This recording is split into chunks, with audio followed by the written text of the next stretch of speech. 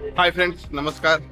आज हम रिव्यू करने वाले हैं माइकल जैक्सन के जीवन पर आधारित मच अवेटेड मूवी माइकल। इस मूवी का तो इंतजार हम सबको काफी अरसे से था। यूके में आज ये 22 अप्रैल को रिलीज हो चुकी है ईयरली प्रीमियर में, और इंडिया में ये 2 दिन बाद 24 अप्रैल यानी शुक्रवार को रिलीज होने वाली है। आइए चलिए हम बात करते हैं कि क्या ये मूवी हमारे उम्मीदों पर खरी उतरी है या कहीं कुछ लैक कर रही है। हम पहले बात करते हैं मूवी के सबसे स्ट्रॉन्ग पॉइंट्स पे, जो है मूवी का डायरेक्शन और मूवी की एक्टिंग। मूवी को डायरेक्ट किया है एंटोइन फुको ने, जो इससे पहले मोस्टली वो एक्शन मूवी डायरेक्ट करने के लिए जाने जाते हैं, starting from the training day, जिसके लिए डेंजल वॉशिंगटन को मिला था ऑस्कर पुरस्कार for best actor.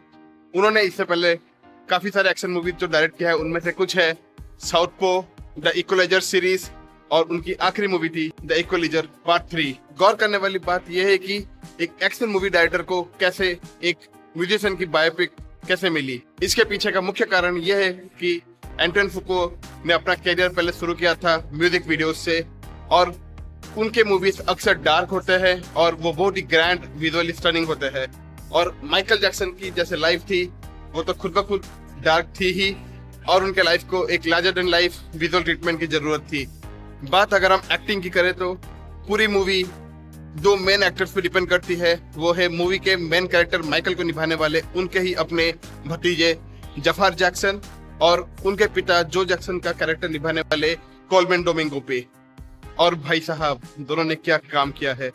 Zafar Jackson के स्टाइल से लेके उनके बोलने का अंदाज से उनके हर एक डांस मूव उन्होंने अपने चाचा को पूरी तरह से कॉपी किया है, और वो पूरे लगते भी है काइंड ऑफ माइकल जैक्सन। और वहीं कोलमैन डोमिंगो को काइंड ऑफ एक नेगेटिव कैरेक्टर के रूप में दिखाया गया है उनके अपने ही पिता को, और उन्होंने उसमें काफी लाजवाब प्रदर्शन किया है एक पैट्रियार्क फादर की तरह। इस मूवी को वैसे 3 टाइम जोन में बांटा गया है। एक है 1968, माइकल जैक्सन का बचपन। सेकंड 1978, उनका जस्ट एडल्टहुड में एंट्री, जहां वो अपनी पहचान खुद बनाते हैं। फिर मूवी एंड होती है 1988 में, जहां वो सक्सेस के अपने चरम सीमा पे होते हैं। पर इस मूवी की सबसे बड़ी कमी यह है कि यहाँ पे मेकर्स ने बहुत ही सेफ खेला है। ऐसा लगता है कि वो इस मूवी को कंट्रोवर्सी से दूर रखना चाहते हैं। मूवी को इसीलिए उन्होंने मोस्टली एक फादर वर्सेस सन के स्टोरी की तरह उन्होंने प्रेजेंट किया है, जहां अगर हम मूवी को देखा जाए तो वो बहुत ही एक लोअर मिडिल क्लास फैमिली से बिलोंग करते हैं, पूरा जैक्सन फैमिली, और उनके पिताजी के प्रयास ने ही उनके पूरे फैमिली को ऊपर उठाने में मदद किया है। पर वहाँ वही एक एंगल को लाया गया है कि माइकल की इंडिपेंडेंस वर्सेस उनका पिता का उनके जीवन के प्रति जो उनका इंटरफेरेंस है, उसके बीच के कश्मकश के ऊपर ये पूरी मूवी लिखी गई है। ये मूवी ट्राई करती है कि वो माइकल जैक्सन को कितने पॉजिटिव तरह से लोगों के सामने पेश किया जाए। उसका एक और कारण ये हो सकता है कि इस मूवी के प्रोड्यूसर्स उनके भाई भी है, द फेमस जैक्सन 5। हाँ, वो 10 भाई बहन थे, उनमें से वो 5 भाइयों का एक ग्रुप जो कि म्यूजिकल ग्रुप है, आपको मूवी में पता चलेगा, they are known as Jackson 5। तो पता चल रहा है कि उन्होंने काफी ध्यान दिया है कि इस मूवी में उनका इमेज क्लियर रखा जाए।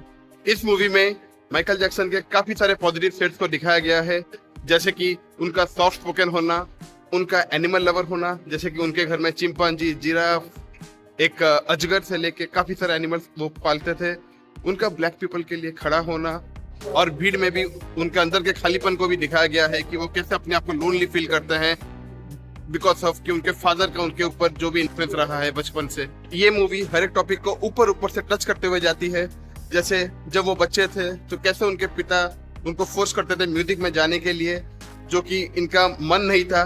पर ये हमें कभी नहीं दिखाती है ऐसा क्या हुआ कि अचानक माइकल जैक्सन को म्यूजिक में इतना इंटरेस्ट आ गया, डांस, म्यूजिक और सब में। और ठीक उसी तरह कि उनका अपना नाक की प्लास्टिक सर्जरी कराना, उसके पीछे का जो भी रीजन है वो हमें सॉलिड नहीं लगता है, ना कि उसे बिल्डअप किया गया है। इसी तरह ये मूवी काफी चीजों से ऊपर से जंप करते हुए जाती है।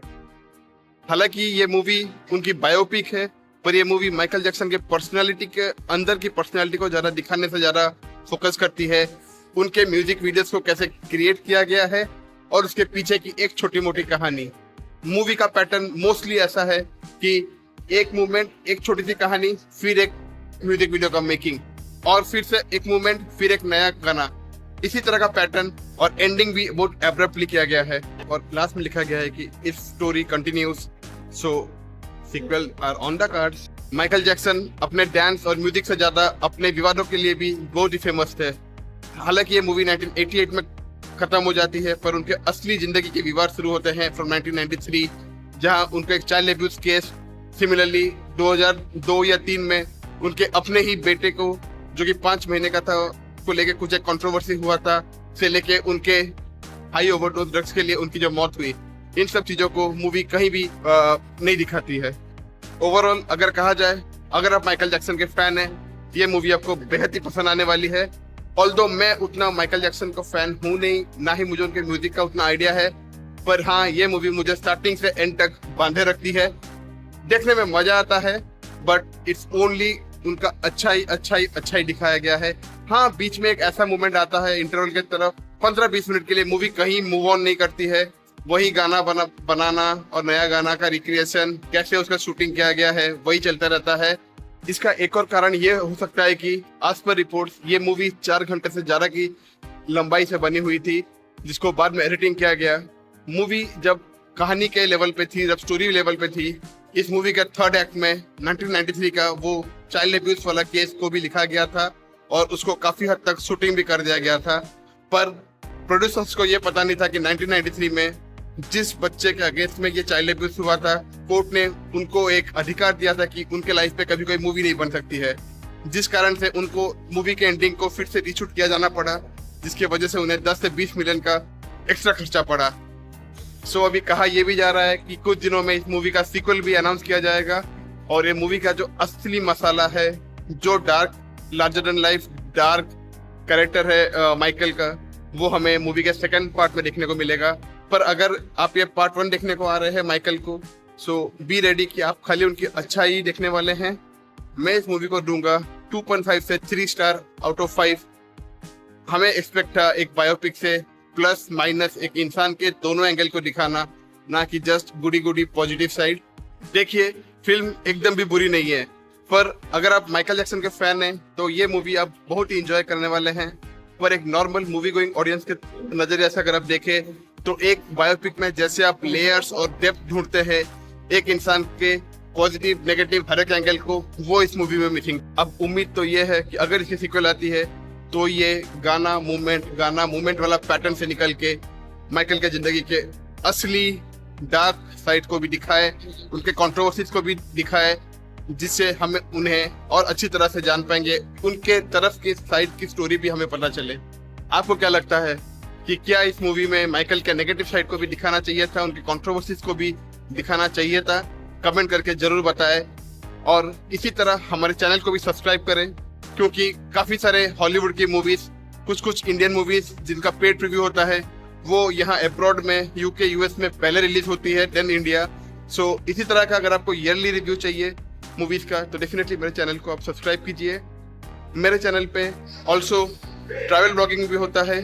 अभी फिलहाल हमारा एक यूके 1000 किलोमीटर रोड सीरीज चल रहा है, जो कि मेरे नेटिव लैंग्वेज ओडिया में है with English subtitle, but after 1 or 2 weeks we are going to start in Hindi.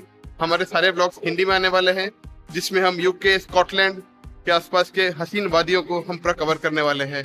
आज के लिए रहते हैं इतना ही, फिर मुलाकात होगी अगले किसी मूवी के रिव्यू में। बाय।